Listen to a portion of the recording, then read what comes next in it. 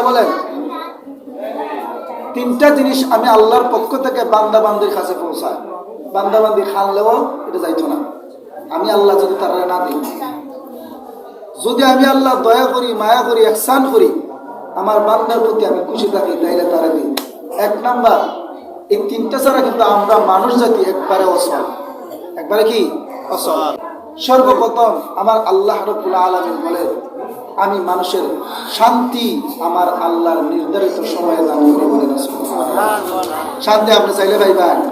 লক্ষ লক্ষ টাকা, কোটি কোটি টাকা যদি লক্ষ লক্ষ মানুষ না করে আমার বাতাস কর এই এসি স্যার, ফ্যান স্যার, আল্লাহ যদি বলে ভিতর তোর গরম, বাইরে তোর ঠান্ডা বাতাস দিয়ে কোনো লাভ নাই।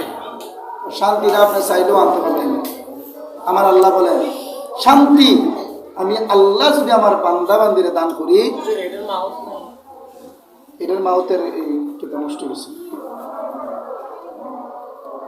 তো আমি আমার বান্দা বান্দির প্রতি যদি ইহসান দয়া না করি, শান্তি না দিই, আমার বান্দা বান্দি কোনো জায়গায় গেল ওই শান্তিটা পিঞ্জা চাইতো।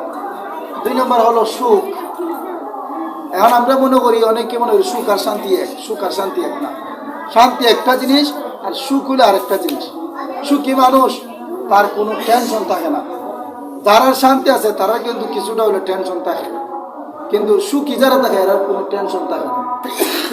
এরপরে আরেকটা জিনিস হলো 3 নম্বর হলো অর্থ। আমরা যেটা বলি টাকা, জমি জামা, অর্থ, এই 3টা জিনিস আমার আল্লাহর পক্ষ থেকে আসে। এর মাঝে অর্থ না আর একটা জিনিস যে ঘুম আর অর্থ। ঘুম জিনিসটাও আপনি চাইলে আনতে পারতেন না চৌকের মধ্যে। আমার আল্লাহ বলেন আমি যখন আমার বান্দা বান্দির প্রতি ইহসান করে দয়া করি, একজন ফেরেশতা নিয়োজিত করি।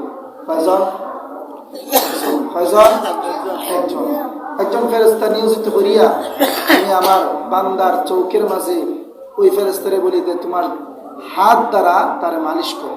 কি করো? মালিশ করো। যখন মালিশ করেন তখন বেহেশতি বাতাস আমাদের চৌকে লাগে, যেই কারণে আমাদের চৌকে ঘুম চলে আসে।